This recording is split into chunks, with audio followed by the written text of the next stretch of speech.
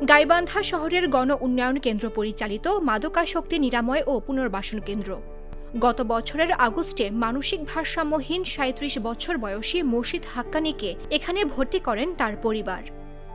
শুরুতে স্বাভাবিক যোগাযোগ থাকলেও ধীরে ধীরে বন্ধ করে দেওয়া হয় সাক্ষাৎ। নায়াসিনামাইড ও স্যালিসাইলিক সমৃদ্ধ লিলি ফেস ওয়াশ যা ফেসের ডেড স্কিন সেল দূর করে দেয় দ্বিগুণ ফাস্টার ব্রাইটেনিং। গত ১১ ফেব্রুয়ারি দীর্ঘ অনুরোধের পর পরিবারের সামনে আনা হয় মুর্শিদকে। শরীর জুড়ে ক্ষতচিহ্ন, আঘাতের দাগ। সন্দেহ ঘনীভূত হয় তখনই। দ্রুত তাকে নিয়ে যাওয়া হয় গাইবান্ধা জেনারেল হাসপাতালে। মুর্শিদের বর্ণনা আরও ভয়ঙ্কর। তার দাবি, একটি কক্ষে মুখে কাপড় গুজে লোহার রড দিয়ে পেটানো হতো। পা বেঁধে জানালার গ্রিলে উল্টো করে ঝুলিয়ে রাখা হতো। চিৎকার করলে হত্যার হুমকি দেওয়া হতো। যন্ত্রণায় বারবার জ্ঞান হারিয়েছেন তিনি।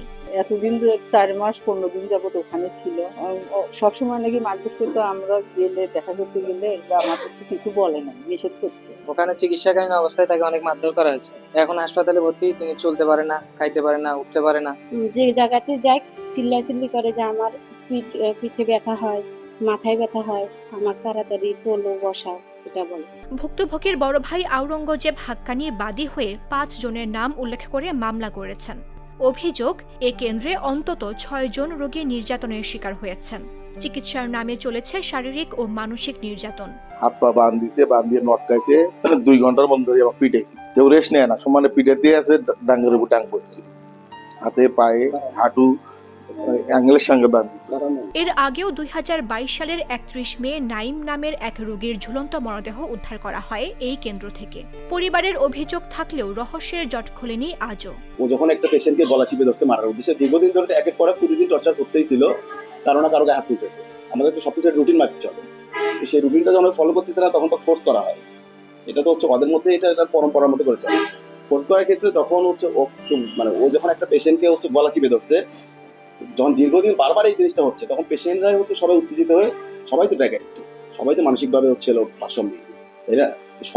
সবাই মিলে ধরে আমাদের কোনো স্টাফের গায়ে হাত তোলেনি। অভিযোগ উঠেছে, প্রতিষ্ঠানের পরিচালক এম আব্দুস সালামের প্রভাবের কারণেই এতদিন কেউ মুখ খুলতে সাহস পাননি।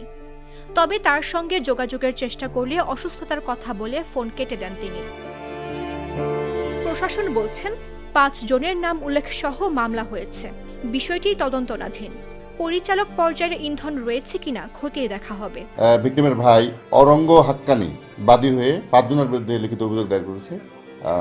তদন্ত সাপেক্ষে প্রয়োজনীয় আইনগত ব্যবস্থা গ্রহণ করা হবে। অভিযোগ হলো মাদক নিরাময় কেন্দ্রে তাকে বেদম প্রহার করা হয়েছে, নির্যাতন করা হয়েছে, এ সংক্রান্ত অভিযোগ। নিরাময়ের নামে নির্যাতনের এই অভিযোগ শেষ কোথায়, সেই উত্তরের অপেক্ষায় গাইবান্ধাবাসী। মামদুহা রাইসা, জাগো নিউজ।